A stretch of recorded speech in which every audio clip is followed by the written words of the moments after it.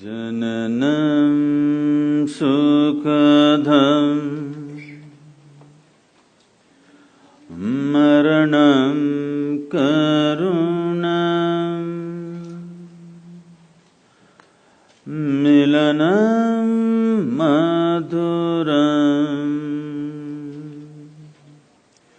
smaranam karunam kalavashyadiha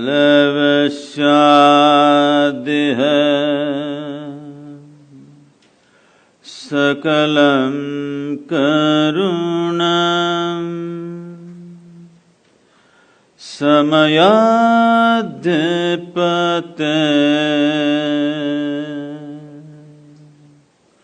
akilam karunam.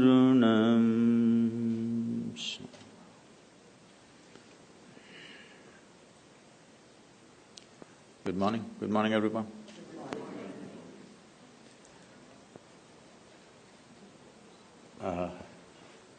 Today we're supposed to look at life sense. When we say life sense, I'm particularly speaking to all the iPhone lovers. You're on Samsung.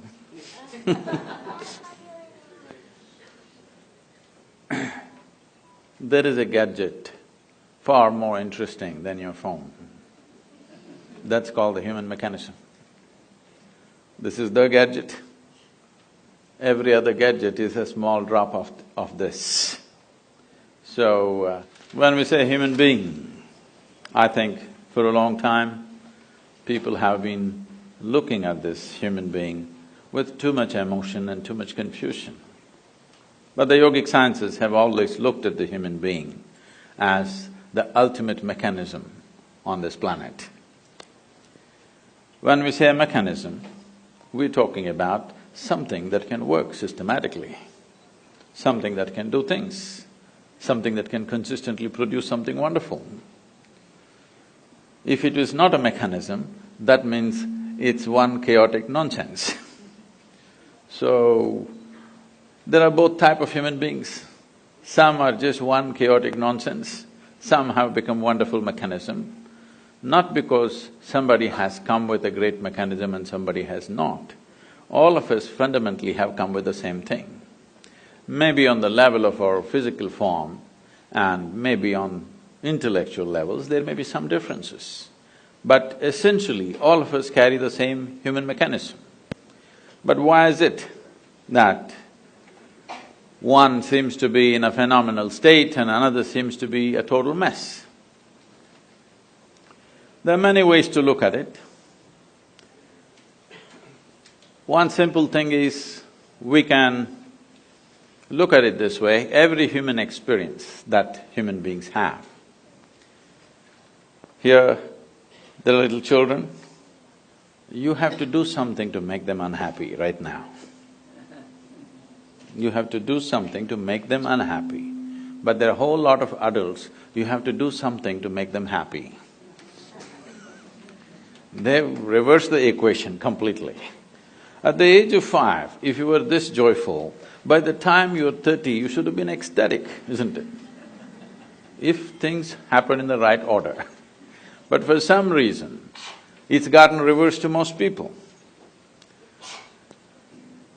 As I said, every human experience has a chemical basis to it. We can call it peace, we can call it joy, we can call it love, we can call it blissfulness, we can call it ecstasy, we can call it agony, anxiety, misery, stress, tension, whatever we want to call it. Every human experience has a chemical basis to it. Or in other words, what you call as myself right now is a chemical soup. The question is only, is it a great soup or a lousy soup? If I give all of you the same soup-making ingredients, do you believe that all of you will come up with the same kind of soup? No. 500 varieties of soups will happen, that's all that's happened. All of us have come here fundamentally with the same ingredients, just see in how many ways we have become. The reason is, We have been given such a complex mechanism, and do you agree with me, all the gadget lovers, I'm asking you? This is the most sophisticated machine on the planet. Do you agree with me? So I'm asking you, someone gave you such a complex and sophisticated machine, have you read the user's manual? No. So without the user's manual, if you operate something, how would you do it? By accident, something will happen, once in a way it works. Once in a way something is working.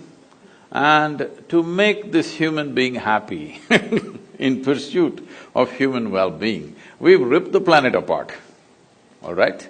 I want you to understand there is no ecological disaster on the planet. Ecological disaster is just a consequence of human beings not knowing how to be joyful by their own nature, because we are seeking it everywhere else except here. But all human experience happens from within. What happens here, if you try to cause it from outside, then you have to burn the planet definitely, and that's what we're doing. So ecological disasters have not happened because of something else, only in pursuit of human well-being, isn't it so? Hello? Yes. So in pursuit of human well-being, last 150 years, we've done too many things using the power of science and the prowess of technology. We've done too many things, so many things that if you happen to be here 200 years ago and you're here again today, you wouldn't recognize the place for anything. Everything has been changed. Because of this change, much comfort and convenience has come.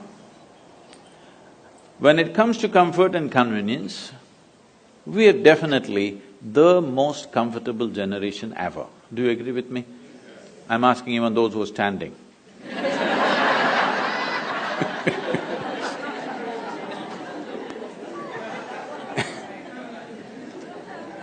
We are definitely the most comfortable generation ever, isn't it? But we cannot claim we are the most joyful, we cannot claim we are the most loving, we cannot even claim we are the most peaceful.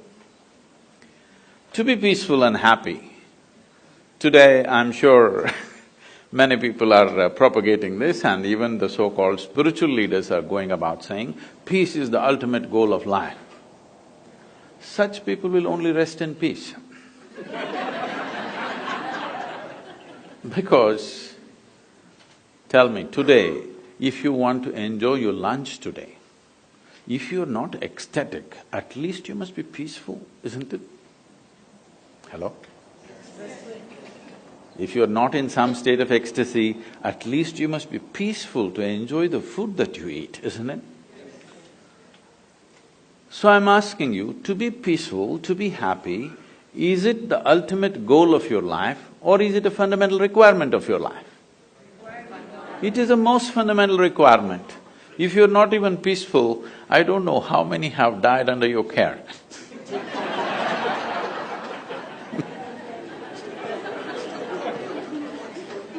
Because when you're not even peaceful and happy, you tend to do things which are neither good for you nor for anybody, isn't it? This is the nature of the human being. When we are not peaceful and happy, don't we tend to do things which were not good for us and not good for anybody? Now, this peace has been taken to heaven. People say, if you say peace, people say divine peace.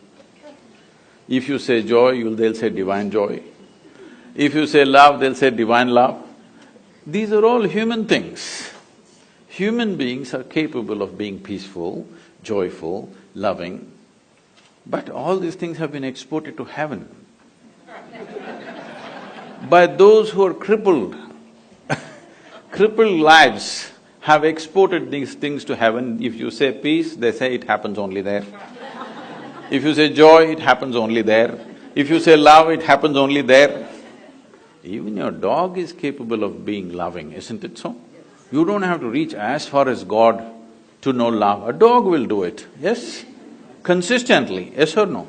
If you get yourself a dog, 12 years guaranteed love affair or no? Yes? I wouldn't say the same thing about everybody else, but there is no guarantee about others, but a dog is a guaranteed law of affair, isn't it? Now, these things have been raised like this. You know, I was to speak at Tel Aviv. I was flying out of Atlanta.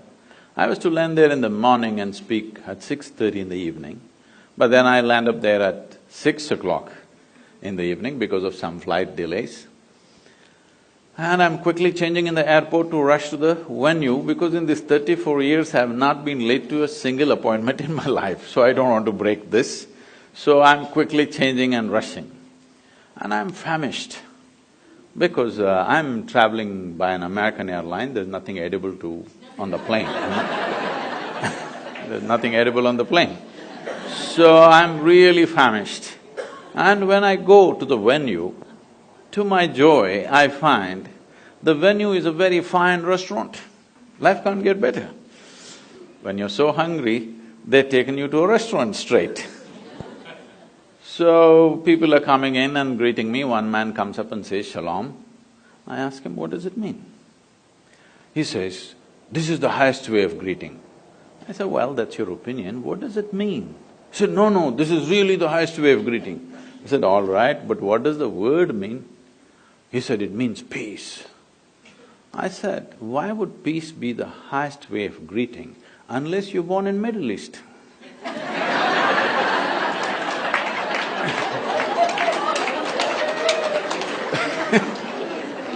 In South India, somebody comes up to me in the morning and says, "Peace." I'll say, "What's wrong with you?"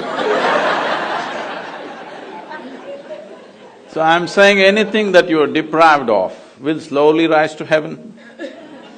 Everything that human beings are talking about, everything that human beings have attributed to their gods, everything that human beings have exported to heaven, these are all human qualities. Yes? Those who made themselves incapable, they're talking it'll happen somewhere else. But today human intellect is sparking like never before.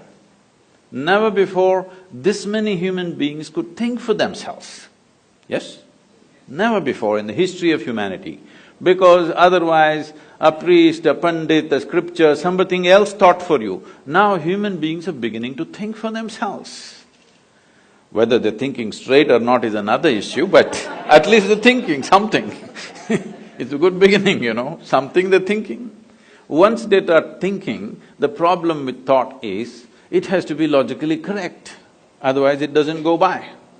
Even the most idiotic argument if you witness, people are talking the way they're talking because they believe it's logically correct. Yes or no?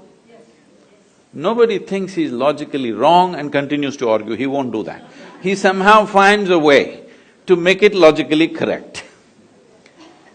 So, once this happens, that human intellect begins to fire like this, even if God comes and stands here and speaks, unless he makes sense, people will reject him. Yes or no? Maybe you don't have the courage to say yes, your children, they are going to reject it. Unless it makes sense to them, they're going to reject it. Yes or no? So once they reject it, it may so happen, heavens will crumble. Heavens will fall down. You know what is in heaven? You don't know. Let me tell you so that you can make your choices. Hindu heaven, food is great.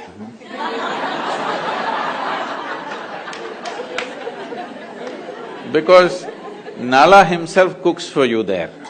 Nala himself cooks, he is the best chef in the universe. So food is very good. If you're a foodie, you must go to Hindu heaven. In another heaven, in the clouds, white-gowned ladies are floating. If you like that kind of ambience, you can go there. In another heaven, you'll have virgin problems. If you want to encounter that, you can go there.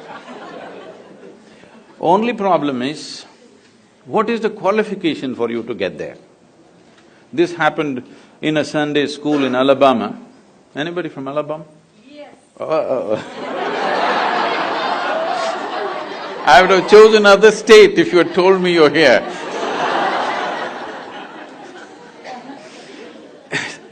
The Sunday school teacher, in his enthusiasm, asked the tiny tots, "What do you have to do to go to heaven?" Little Mary stood up and said, "If I scrub the church floor every Sunday morning, I will go to heaven." "Absolutely." Another little girl stood up and said, "If I share 50% of my pocket money with my less privileged friend, I will go to heaven." "Absolutely." Another boy said, "If those who are in need of help, if I reach out and help them, I will go to heaven." "Correct." Little Tommy in the back bench stood up and said, "You gotta die first."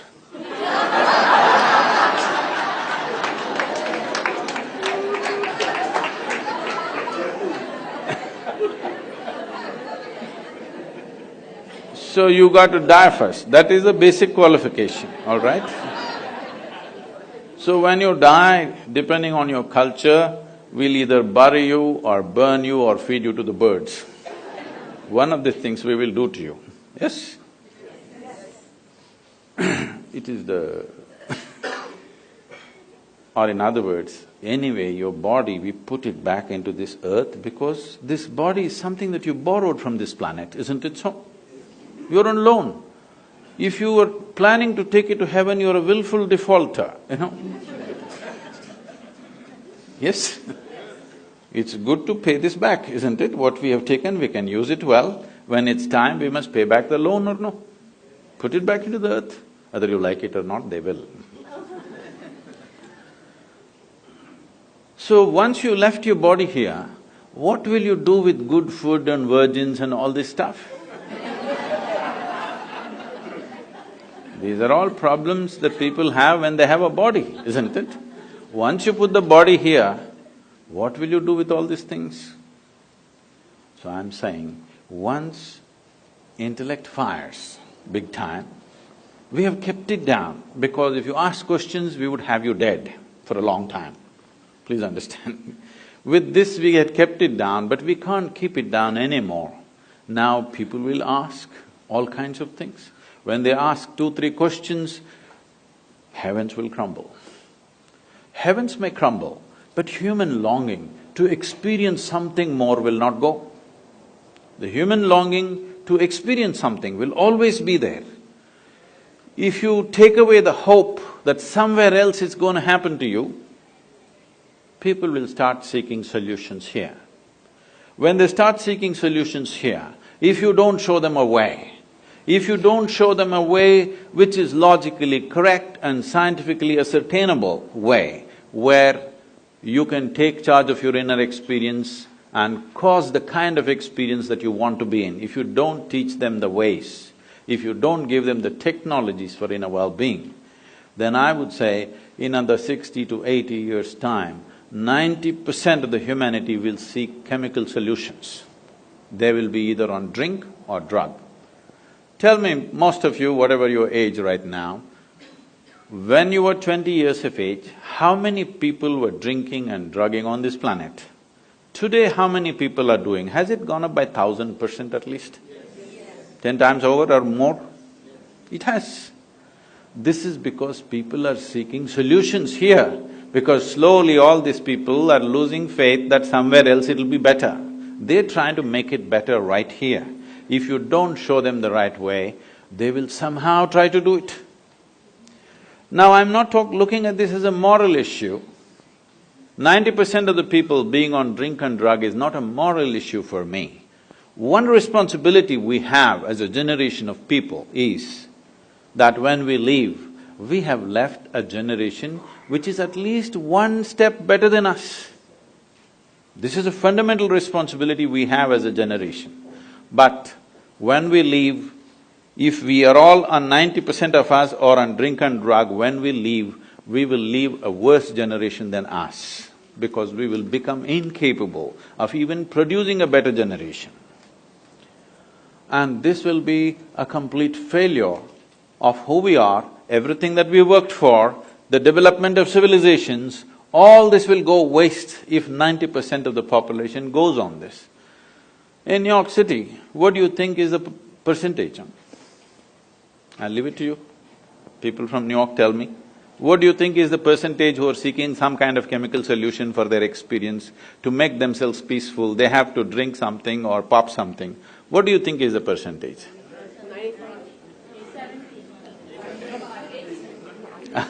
I wouldn't be that cruel. There are lots of yoga freaks.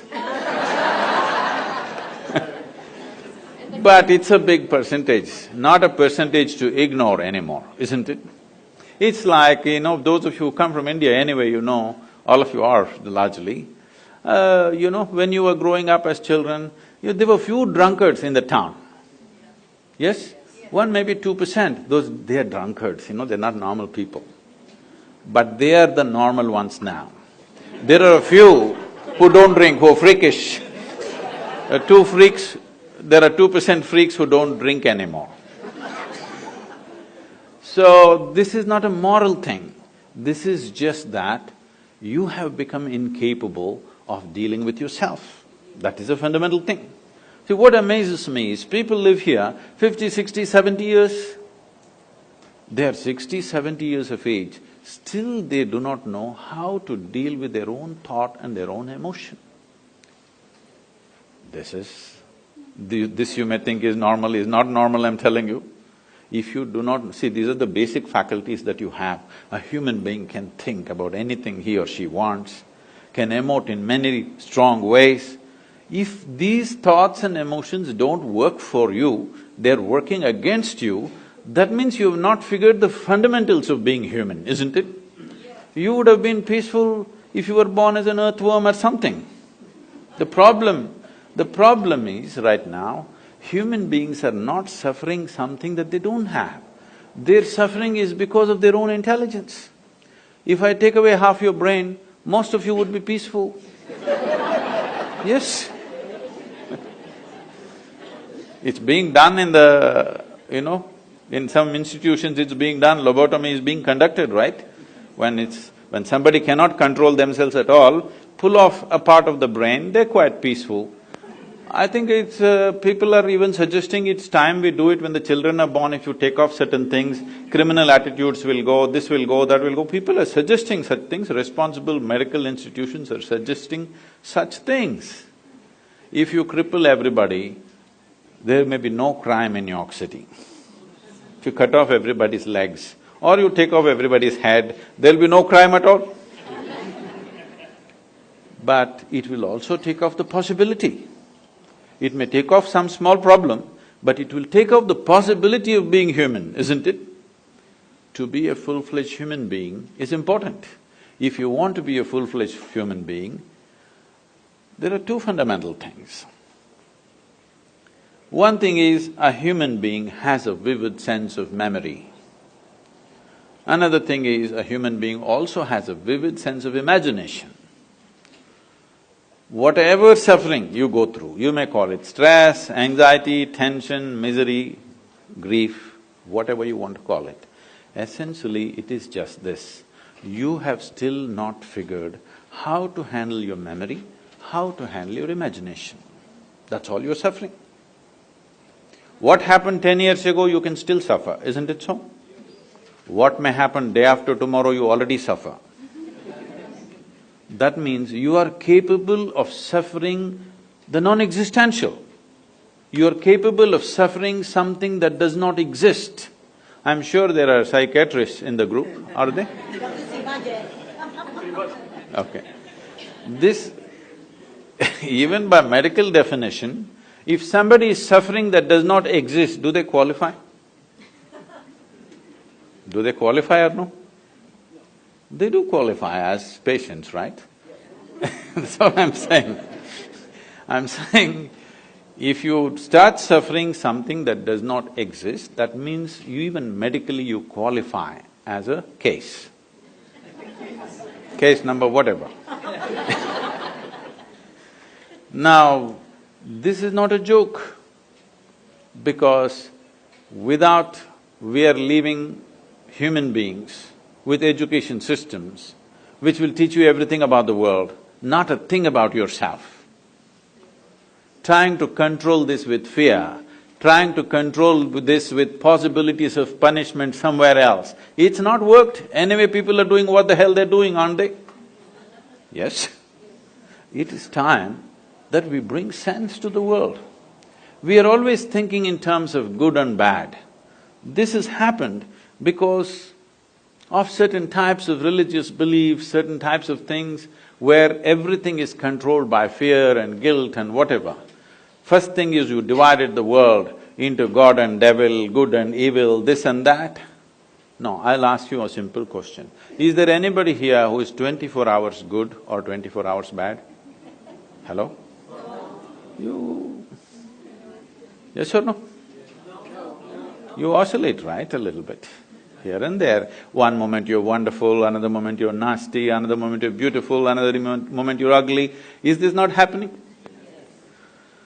So, if we have to divide you between good and evil, probably we have to cut off a part of you.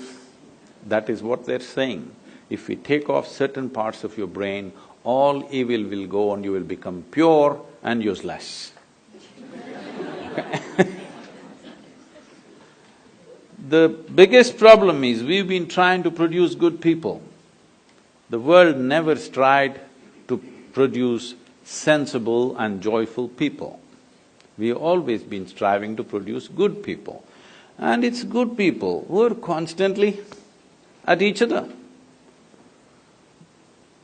It is always a good Hindu fighting a good Muslim, a good Indian fighting a good Pakistani, more good, more fighting, and a good American fighting good just about anybody.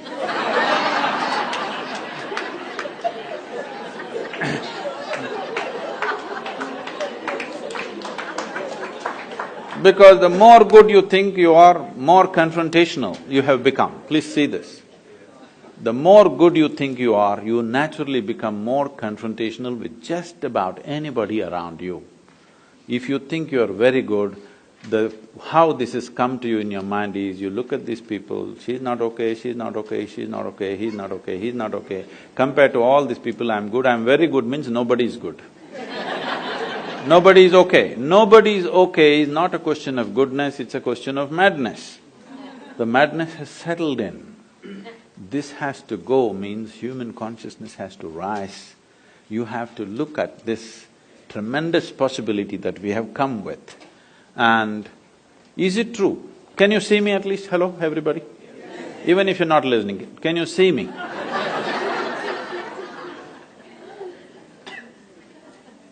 Use one hand, point out where am I, please. Try, huh? No, you know I'm a mystic from South India, you got it all wrong.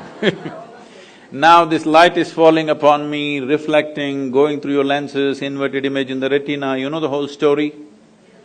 So where do you see me right now? Within yourself. Where do you hear me right now? Within yourself. Where have you seen the whole world? Within yourself. Have you ever experienced anything outside of yourself? Have you? Right now, someone sitting next to you, if they touch your hand, you think you're experiencing their hand. No. You're only experiencing the sensations in your hand, isn't it? Even without the help of the other person, you can, with little imagination, cause the sensations you want, isn't it?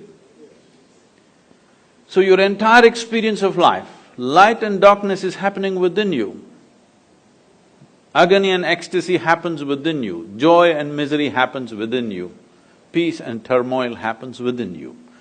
If every human experience is generated from within, at least what happens within you must happen your way, isn't it?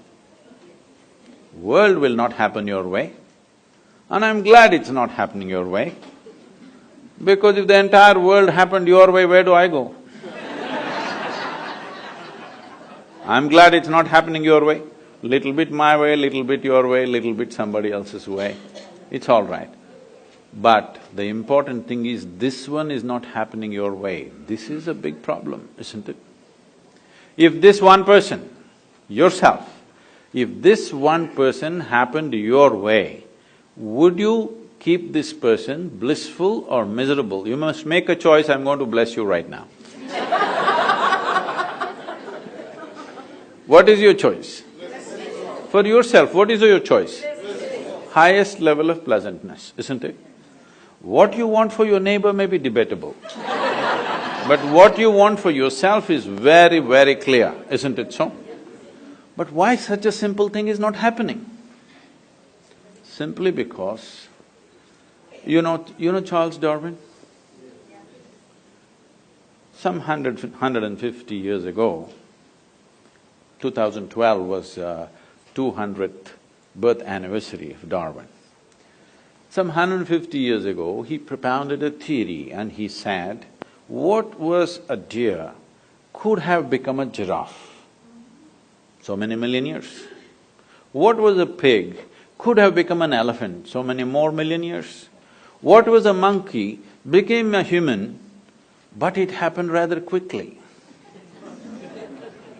Yes, so quickly that anthropologists think there is a missing link. They're still looking out, I'm saying. Did anybody meet? Did you meet a missing link, I'm asking? No. Now,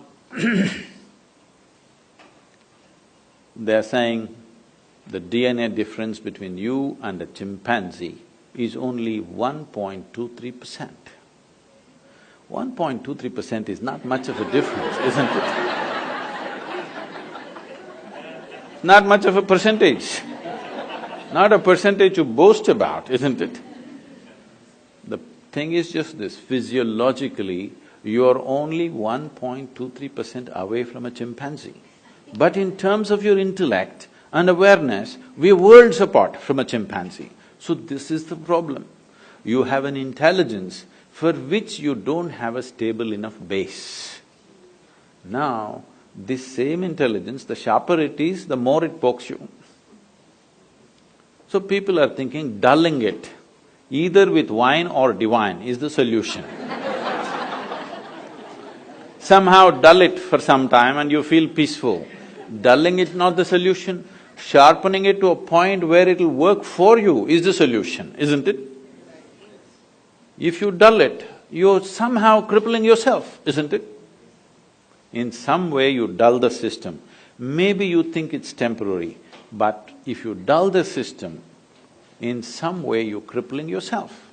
If crippling yourself is a solution, death is a better solution, isn't it? Yes or no? If taking a little bit of the brain is a solution, blowing your brains out is definitely a better solution, more efficient. This happened. I was teaching a program in India and somebody stands up and she introduces herself. She says, I've come from Singapore, in the last 2 years, I committed suicide 5 times. I said, stop. At this level of inefficiency, you are not getting anywhere.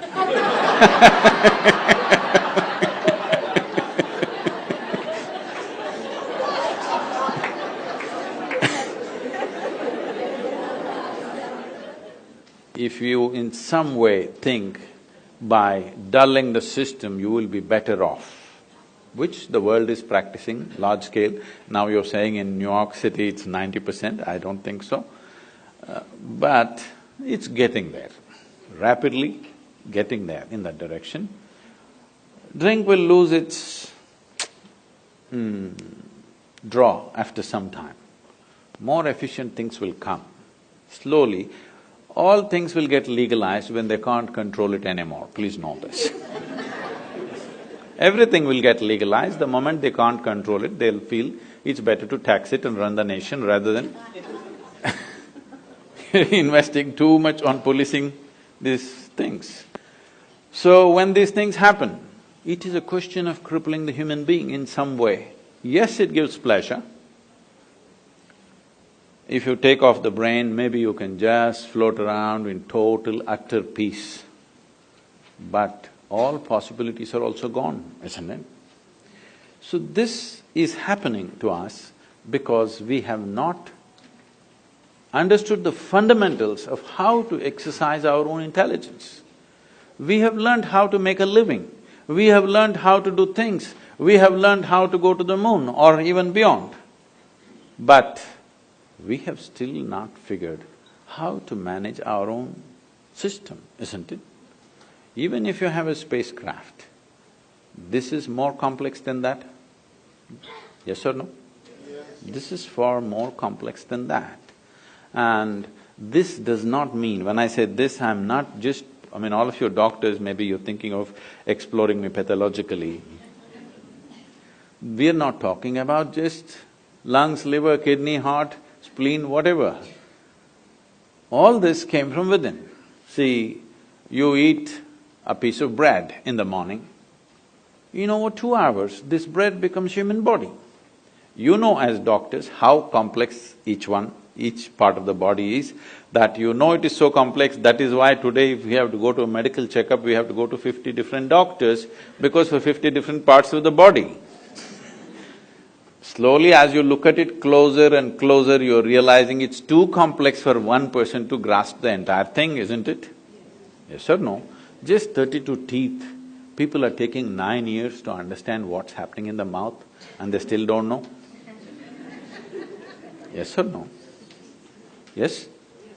Just to teeth, only 32, 9 years of study, and still we don't know all of it. We know pretty well, but not all of it, isn't it?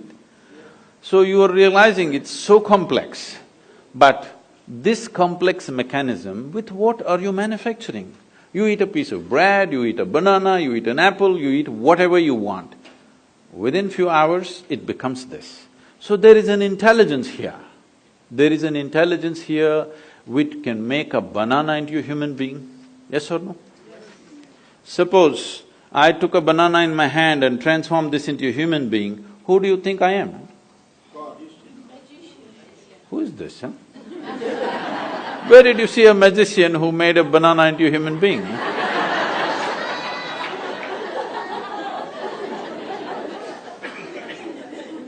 What is this? Only Creator could do this, isn't it? But every one of you are doing this every day.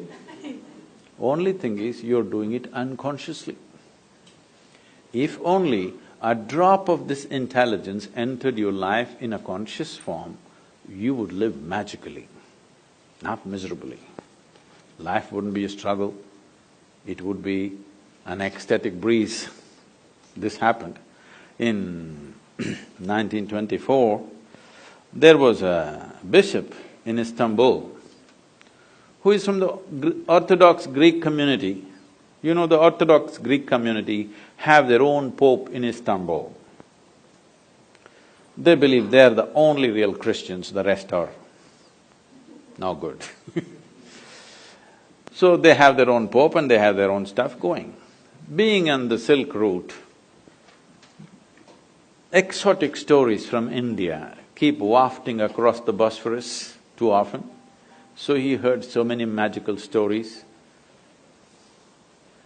And he always wanted to go to India, but being a man of cloth, he couldn't decide where he goes. So when he was over 60 years of age, when he semi-retired, he got the opportunity to come to southern India. So his longing was to meet a yogi, he wants to meet a mystic, a genuine one, not the tourists who came to Istanbul and claimed. He wants to meet a real one. So somebody told him, you go up this mountain, and they gave him some landmarks. There in front of a cave, there will be a yogi sitting. That's the man you're looking for. So he found his way up, he was not built for mountains. So he huffed and puffed and went up. Mountain is one place where you can't deceive yourself of your age. So went there, then he saw this yogi was sitting here, eyes closed, blissed out. So he went and they had told him, if you see an Indian yogi, you must prostrate. So he went down, he was not built for that either. With great difficulty he went down and huffing and puffing, he sat up again. Hearing all this commotion, the yogi opened his eyes and smiled. Immediately the bishop asked, "Can I ask you a question?" The yogi laughed and said, by all means, why not? So the bishop asked, what is life? This is after 60, you know. You should have asked this question when you were 8. If you missed it out at least by 16, what? What is life? You must ask now, isn't it? But what to do? Better late than never. So he asked, what is life? When he asked this question, the yogi went into raptures. And then he said, life is like the fragrance of jasmine upon the gentle spring breeze. The bishop said, fragrance of jasmine upon gentle spring breeze? No, our teacher told us, life is like a thorn. Once it gets into you, if you stand it hurts, if you sit it hurts, if you lie down it hurts. You're saying it is like fragrance of a jasmine upon gentle spring breeze? What is this, he asked. The yogi laughed and said, well, that's his life.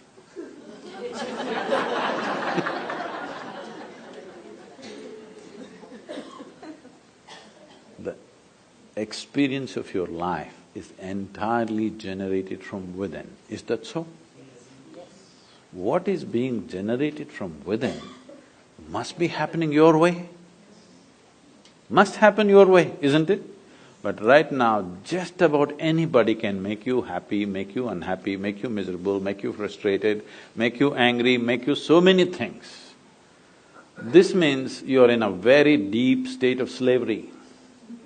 Somebody decides what should happen within you, not even around you. What should happen within you, somebody decides. This is a terrible state to be in, isn't it? Because we have not taken charge of this fundamental thing. Something so tremendous has been given to us, but we are busy.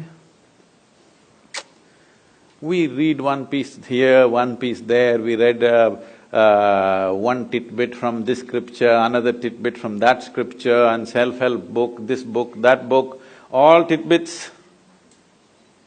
But it's not working here and there in small way. On a certain day, a bull, you know a bull? A bull was grazing. Chomp, chomp, chomp, chomp, chomp. Slowly, green grass led him deep into the jungle. He went deep inside. There was a lion who was past his prime and he was having difficulty hunting in the jungle because the animals are fast and he is getting slow. Then he saw, after many weeks of grazing, this bull had become nice and fat. He saw this nice fat bull, his mouth watered. He stalked him, found the right moment, pounced upon him, killed him and ate him up. Stomach became full. With great satisfaction, he roared. There were a few hunters passing by. They heard this roar, they tracked the lion down and shot him dead. The moral of the story is, when you're so full of bull, you should not open your mouth.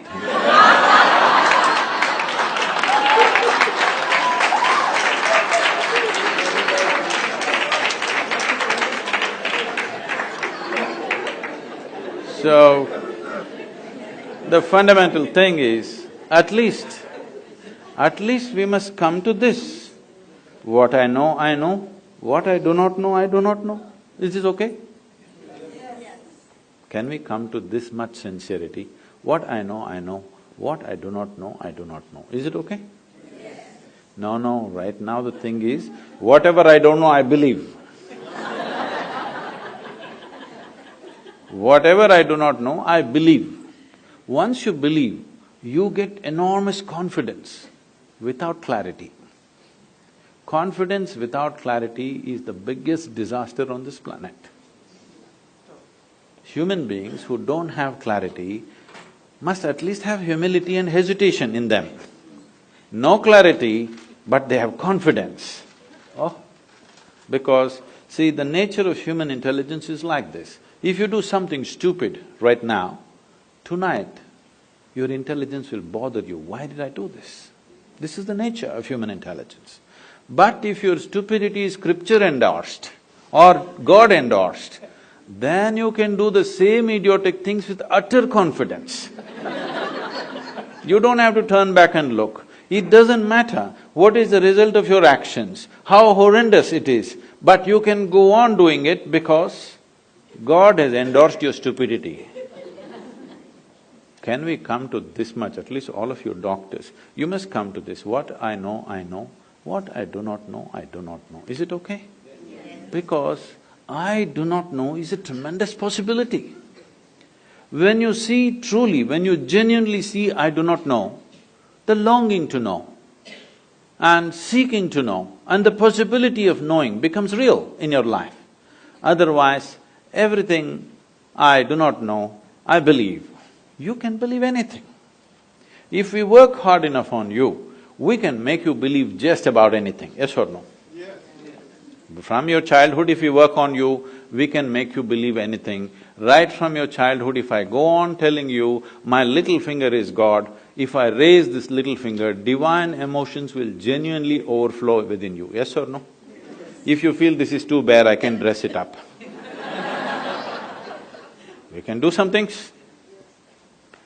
This happened. I was speaking to a group of people in Nashville, in Tennessee.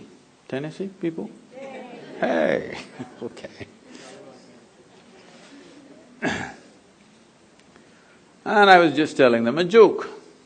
In the joke, I referred to God as Him. Immediately this few ladies stood up and said, "Do you believe God is a man?" I said, "Whoa, whoa, whoa." I was only telling you a joke. They said, "It doesn't matter, you said Him, do you believe God is a man?" Now this is a big issue in some of the southern churches in America. Is God a man or woman? They're trying to settle in this election, of course, but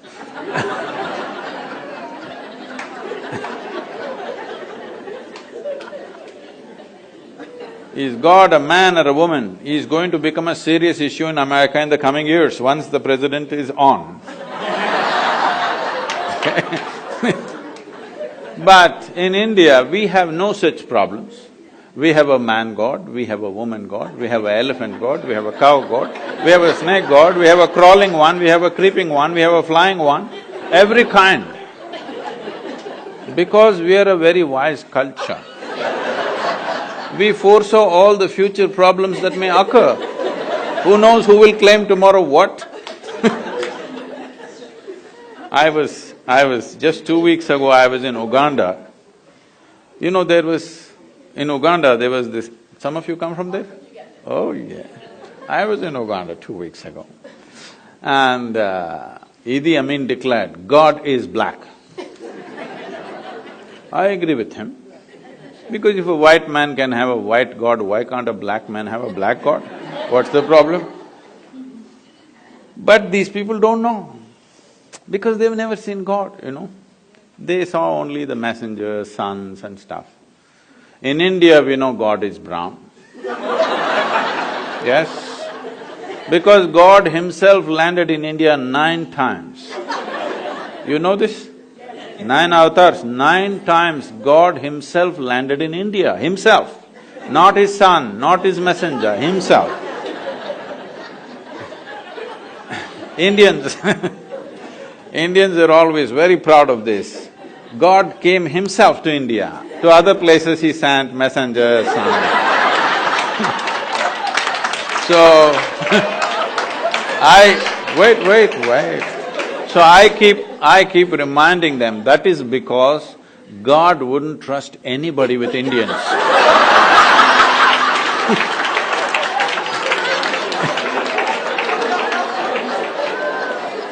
He wanted to do the job hands-on.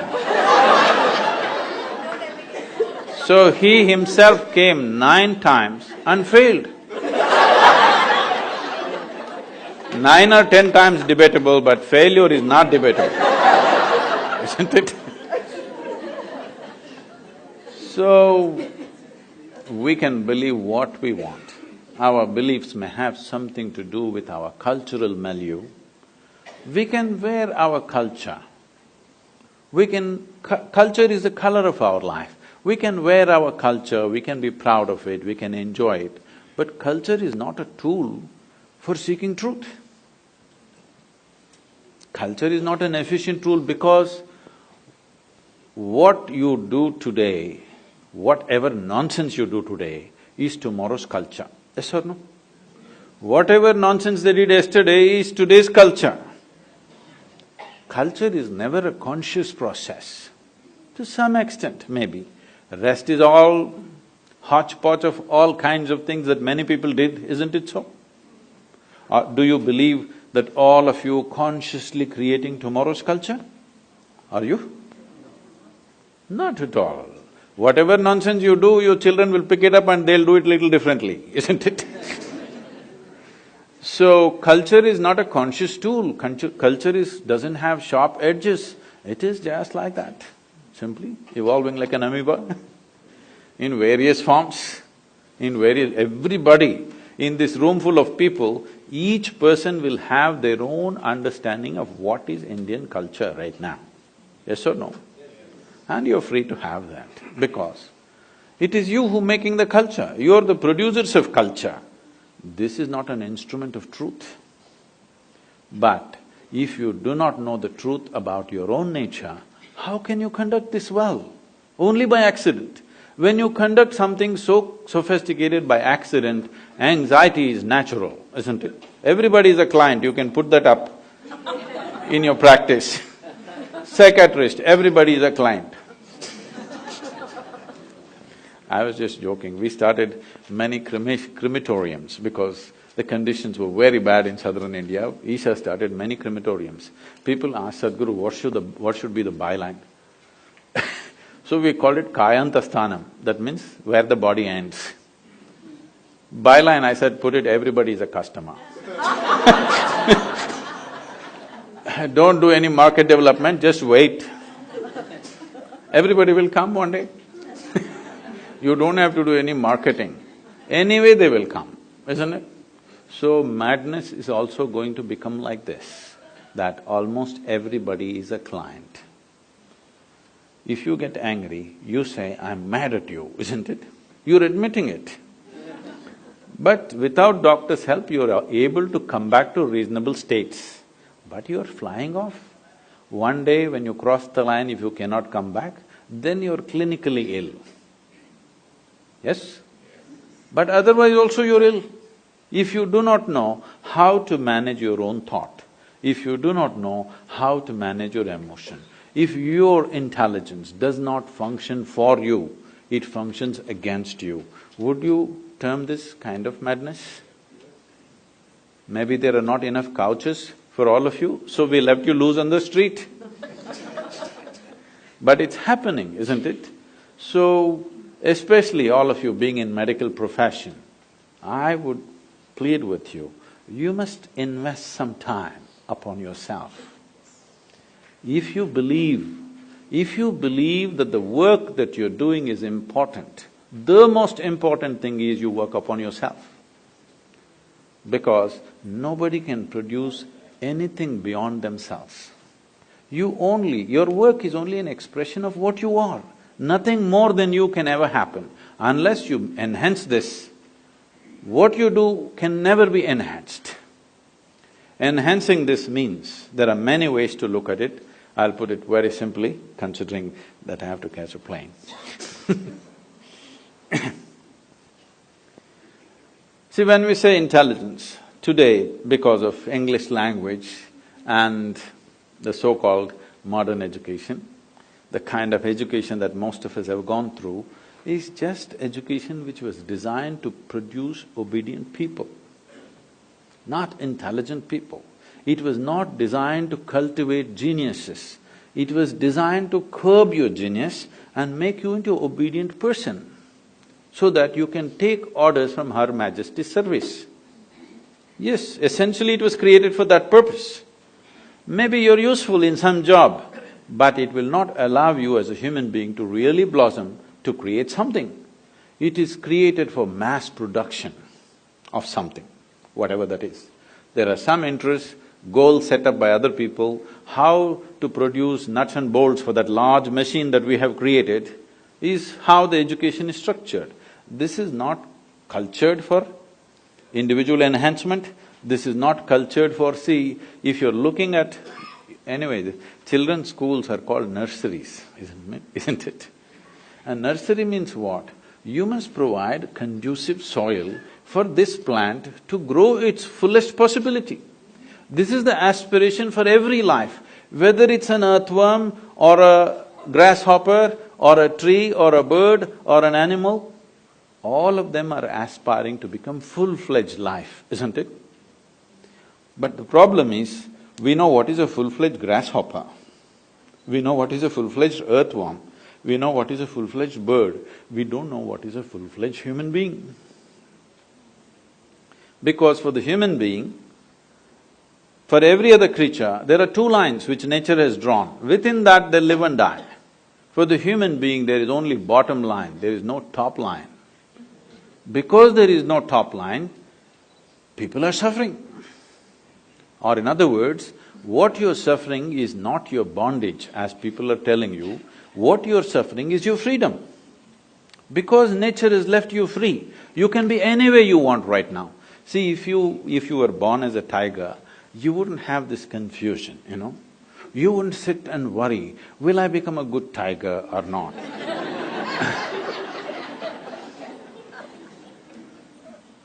If you eat enough food, you will become a good tiger. There is no confusion, will I end up as a pussycat, will I become a great tiger? There's no such problems for a tiger. There is no such problem for any other creature, because for all of them, two lines are fixed. You eat well, you will become that. But you eat well, this will not become that. This one has come without a top line, so it is left to you to determine what this should become. When such a freedom life has offered to us, this is the greatest possibility. Upon this planet at least, of the life that we have seen, this is the greatest possibility, isn't it? Instead of exploring it, we're trying to fix it all the time. This is that. We are trying to fix a top line. But tell me, whatever you are right now, would you like to be something more? You must tell me right now, otherwise I'll bless you.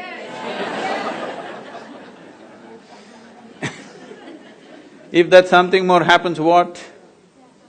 You want something more, if that happens, what? More. So, you seem to be wanting to expand in installments slowly. So let's say I will make you the king or queen of this planet. Don't look at me hopefully. Does it look like I'm going to commit such a blunder today? No. Suppose you become the king or queen of this planet, will you be fulfilled? I'm asking you. You will look at the stars, isn't it? Yes or no? This is the nature of the human being, because you are not looking for more, you're looking for all. And all cannot happen physically. If you're looking for all, this means you're looking for a boundless goal, an infinite goal. You're looking at infinity and going in installments. This is a terrible crippling process. Yes? You're looking at the infinite, your goal is infinite nature, but your approach is installments. Can you count 1, 2, 3, 4, 5 quickly and arrive at infinity one day? You will only become endless counting, isn't it? So if you're longing for something infinite, this means you're longing for something without boundaries. You're longing for something without boundaries means you cannot approach it with a dimension with boundaries. When I say dimension with boundaries, see, everything physical is possible only if there is a defined boundary, isn't it? Now, this we call a physical body because it has a defined boundary. If we pull out all the boundaries, then this is no more physical, isn't it? Physicality is a consequence of boundaries, but there is something within you longing to become boundless. If this longing to become boundless, if you give it an unconscious expression, if it finds a very basic physical expression, we call this sexuality. All you are trying to do is something that is not you, you are trying to make it a part of yourself. It seems to work for a moment and after that it doesn't. If you find an emotional expression for this, we call this love. This again the same thing, something that is not you, you're trying to make it a part of yourself. If it finds a mental expression, it gets labeled as greed, ambition, conquest or simply shopping. If it finds a conscious expression, generally we used to call it yoga, but in New York City, I'm a little afraid to use that word because immediately all of you may start what people are doing in the Times Square, you may start doing it right here, it's just next door. No, yoga does not mean twisting and turning your body. Yoga means you learned how to obliterate the boundaries of your individuality. You learned how to erase. Why should I erase? Not that you should erase, because there is no boundary, it is only your psychological structure which is giving you a boundary. Right now when you sit here, you are absolute, isn't it? This is me, that's you, 100%. But try this and see, close your mouth, hold your nose like this for a minute. You will know that this is not absolute, this has to transact continuously, isn't it? What you exhale, the trees are inhaling, what the trees exhale, you are inhaling. If you stop this transaction, or in other words, for those of you who are pulmonologists, one half of your lungs is actually hanging out there on the tree, isn't it? Yes or no? One half of your lungs is out there, because this cannot function without that. Now, this is not just on the respiratory level, every subatomic particle in this body is in constant transaction with everything in this cosmos, otherwise this cannot exist for a moment. See, here we are, sitting on a round planet and the damn thing is spinning on top of it. And in the middle of nowhere, you don't know where it begins, where it ends. Here we are sitting and doing all this talking. Obviously, a million forces that you don't even understand are keeping you in place, isn't it? Yes or no? If you don't know, you go up a mountain or dive into the water, you will understand what I am saying. If you go up a mountain, your brains will fill up with water. If you go down, your blood and brain will become full of air. All that's happened is little change in pressure. So the whole lot of forces, even managing and keeping you in place and in one piece, isn't it? If all the pressure is taken out, we may become bits and pieces. Too much pressure, we may become something else. Not just pressure, on a million different ways. This is right now being supported by too many things. You're on life support, I'm saying. Constantly, otherwise this cannot last by itself. So, anyway, there is no boundary for this life to exist. The life within knows this.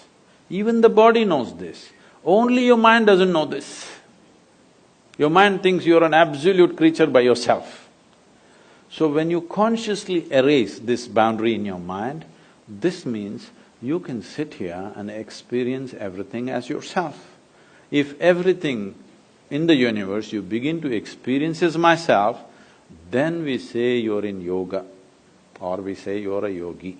This means a union has happened, you have successfully erased. What is the use of this? This means there are different dimensions of intelligence within us. Unfortunately, our education systems are using only one aspect of it, which is called the intellect. In yoga, we identify 16 dimensions to human mind. These 16 dimensions are seen as 4 parts. We will look at these 4 parts. This is called as buddhi, ahankara, manas and chitta. Buddhi means intellect. Intellect must be sharp, otherwise it won't work. But it is the sharpness of the intellect which is cutting you up every day. Not because intellect is a bad thing, if you don't have a steady hand, a sharp knife is a problem, isn't it? Why we don't give a knife to to a child's hand is not because the knife is dangerous, because a child doesn't have a steady hand. In the last 24 hours, what do you think? Have knives saved more lives or taken more lives? Surgeons, please tell me. They are here, so. So she's saying because we are all here, they are all saved. It has saved many lives in a few irresponsible hands. It might have taken some lives, but knife is not dangerous. Sharper it is, the better it is. Hello? Yes. So intellect is not the problem. Sharper it is, the better it is. An unsteady platform, then it starts cutting you up. It either cuts other people or cuts you up. The next dimension of the intelligence is called ahankara. Ahankara does not mean ego as most people think. It is the identity. Because the nature of the identity, the subtlety of the identity determines how your intellect functions. Right now I say, I am a man. The stronger I say it, the more my intellect will try to protect my masculine nature. If you say I am a woman, it'll start protecting that. If I say I'm an Indian, it'll start protecting that. If I say an American, it protects that. To what extent? Even to the extent, even if it costs my life, it's okay. But my Indianness or my Americanness or my manliness must be protected at any cost. This is what ahankara does to you, because the identity, how you take the identity. There is an entire system of education in India which is about training a child how he should groom his ahankara, his identification, how he should groom it in such a way that it is beneficial for him and beneficial for everybody around him. How to groom one's identification, there's a whole process. Unfortunately, we've given up everything, we get stuck to something or the other. So identity is the hand which holds the knife of the intellect. How steady it is, how subtle it is, will determine what the knife will do. Now, this is rooted in what is referred to as manas. Manas means it's a huge silo of memory. Memory, we recognize memory as 8 different dimensions of memory, starting from evolutionary memory, genetic memory, unconscious memory, conscious memory, and many other aspects of it. 8 different dimensions of memory. When I say all these different types of memory, I'm sure you don't remember how your great-great-great-great-grandfather or grandmother looked like, yes? You don't remember that. But their noses are sitting on your face right now. Yes or no? Your body remembers 100%. Yes or no? It even remembers the skin tone of your great-grandmother. You might not have seen her, you may not remember, but it remembers everything. So the amount of memory that every cell in the body carries is 1,000,000,000,000 times more than what your mind can ever carry. We are thinking intellect is everything and thought processes become everything because this is a European mess-up that happened to the entire world. Somebody said, I think, so I am. No, because you are, you may think. Yes or no? Which is first I'm asking you. Because you are, you may think. Because you become such a mental diarrhea that all the time thought is flowing, you think thought is even before you? Not because you think you are. Because you are, you may think. Like if I want, I move my hand where I want, I should be able to move my mind where I want. When I don't want, I must be able to hold it here, isn't it? Right now the problem is, it's become like this all the time. If this happened to your body, you would look ridiculous, isn't it? Even with the mind it is the same thing, your only comfort is others cannot see it. Yes? It's equally ridiculous. You're comfortable because you think the person next to you cannot see it, but if they pay enough attention, they can. They can, believe me. Now, the manas is a silo of memory. If you cut off the connection between the memory and the intellect, your intellect feels suddenly useless if it is not empowered by memory. See, people lose their memory, their intellect is still intact, but it's no use because there is no memory. So these are what three dimensions, and the fourth dimension is called as chitta. Chitta is a dimension of intelligence within you, unsullied by memory. There is no iota of memory in this. What memory means is, memory is the way you are setting up your boundaries. With memory, you recognize, this is my friend. Oh, I don't know who this is. That is my relative. I don't know who that is. You're establishing the boundaries of your life with your memory. Everything that you remember sets a boundary for you, isn't it? You remember, this is my country, now it sets a boundary for you. You remember, this is my father, it sets a boundary for you. You remember, this is my husband, sets a boundary for you. This is my child, sets a boundary for you. There is a dimension of intelligence within you which is unsullied by memory. If you touch your chitta, in the yogic lore, in a very mischievous way, it is said, if you touch your chitta, God becomes your slave. Because the dimension of intelligence which is capable of making a banana into a human being, if it became a conscious process, you would definitely live magically, isn't it? Other people will think you're superhuman, but I am telling you, this is what it means to be human. To eat, sleep, reproduce and die, you don't have to come with such a complex mechanism.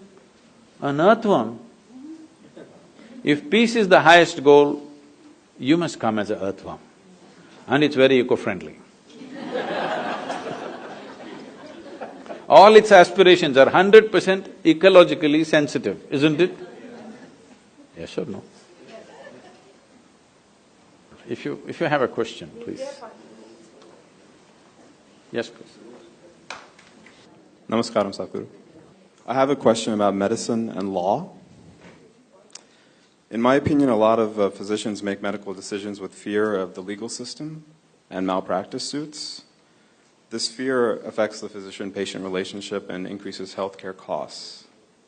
For example, I know I've ordered some tests for patients based on this fear, and I've seen other physicians do the same. So can you please speak on physicians' legal responsibility in taking care of someone else's health? And what can physicians as individuals and as a social collective do to overcome this fear?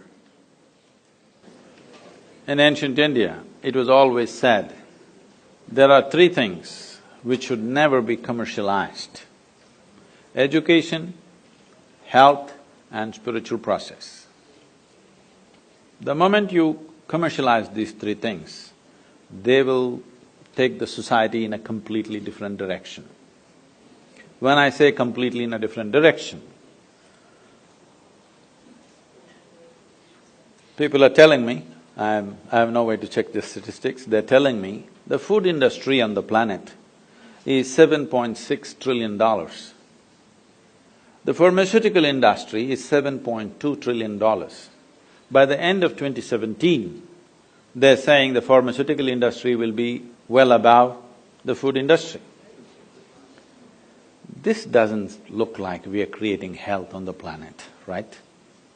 We are eating more medicine than food. Doesn't mean that we're doing great, obviously. So somewhere we've gone a little off the rails. And I'm sure, I know what I say is not going to be very popular here. All of you have taken up a certain oath, isn't it? So your commitment is to health. Your commitment is not to legal systems. Your commitment is to health and life of the person who sits in front of you at that moment, or usually they lie in front of you probably. Your commitment is to that life and the well-being of that life. If legal systems are such right now, people are exploiting it in many different ways for their own advantages. Let it be so, one or two will suffer, I know. But suppose all of you practice medicine as it should be for the well-being of the patient, I'm sure most of the time that's your concern, but sometimes legal systems, other things take over. If you ignore those things and do it, suppose half of you have liability cases against you, then they have to change the law. Right now only 1 or 2% are under the liability, so they won't change the law. I'm saying you must become a majority, then the law will change, obviously. But medical systems, healthcare, your education and the capability to meddle with somebody's life, all this was given to you with a trust that you will always keep the well-being of that person above everything else. Let's keep it that way, please.